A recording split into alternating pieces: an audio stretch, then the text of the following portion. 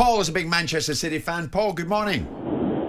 Hello. Paul, hi. Good morning to you. Hi. I don't know with the Champions League. I don't go to a lot of the midweek games, full stop.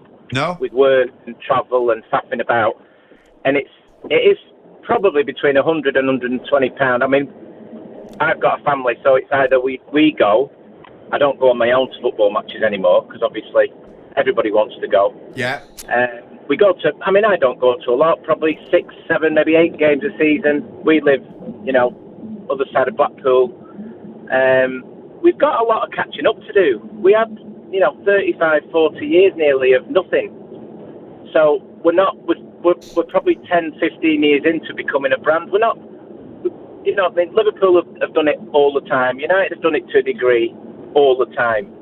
We don't get the touristy and a lot of the things with cup games and Champions League games. There's a lot of, I know for a fact there's a few of the clubs who, in their season ticket, the way they do it is if you don't go and fill that seat for a cup game, your season card is suspended for the next home game.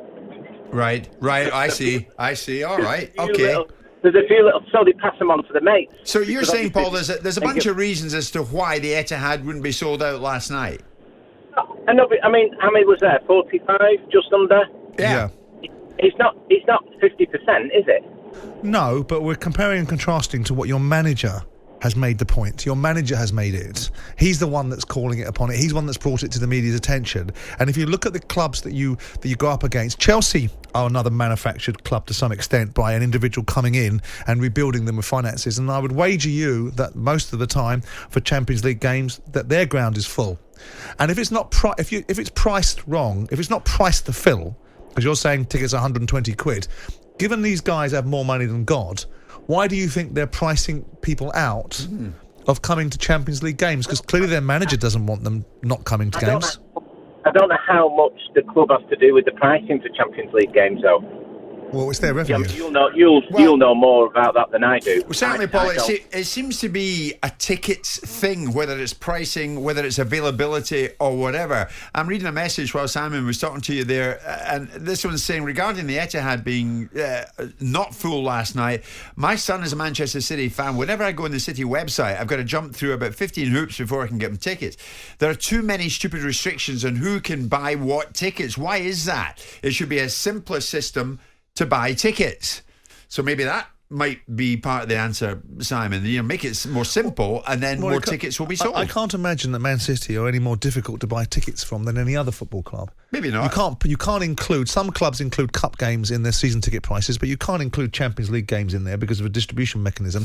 But to go to his point about other clubs having different pricing, they'll all have a price guideline. Yeah. They'll all have minimum and maximum prices they can set, so it's no different for Liverpool fans. Well, maybe not. At City, the system for tickets, according to Kim the Postie in Harrogate, is too complicated and too stupid. Lee Taylor, a City fan, is neither of those things, I'm quite sure. Lee, what's your take on this? Why wasn't the Etihad full last night? I think I'm more disappointed with Pep's comments than when he didn't play a defensive midfielder in the Champions League final. I don't think he understands the hoops that we're having to jump through as fans at the moment to get tickets. We've gone to a digital ticketing system at the start of the season, which nobody told us about until we'd all renewed. It's almost impossible to transfer tickets, to download tickets. For the Champions League final, we're on a scheme, and if you can't go to odd games, you can transfer it to a friend or family. That was blocked for this year. And then there was a climb down the day before the game. Danny Wilson, the operations director, emailed out, apologised that the service hadn't been good. And I think it was just too late for people to move tickets. I was at Leicester on Saturday. I've got the game last night that I was at. I've got Southampton, Wycombe, PSG away, Chelsea, Liverpool. It is hugely expensive. No more than any other team. Yes. For the common fan, I think 45,000, 50,000 as a fan base last night is not a bad turnout, but our ticketing operation is just disastrous at the moment. Okay, Lee, that's interesting. Thank you for that. One or two Palace fans said the same to me when I was there for the game against Tottenham at the weekend. They've gone to this digital but system, all the clubs and it have is been very difficult to break it down and get yourself a damn ticket. Southampton had a difficult time at the beginning of the season getting fans into the ground because of the digital ticketing system. Look, but I can concur with the fact that there's maybe some obstacles, but this isn't the first time that we've seen Man City not having their stadium filled for so-called, arguably, very big games. So it goes to the central point of, do they fill their stadium? Do they have a right to make the accusation or observation that they are a very big club steeped in large amounts of history and support?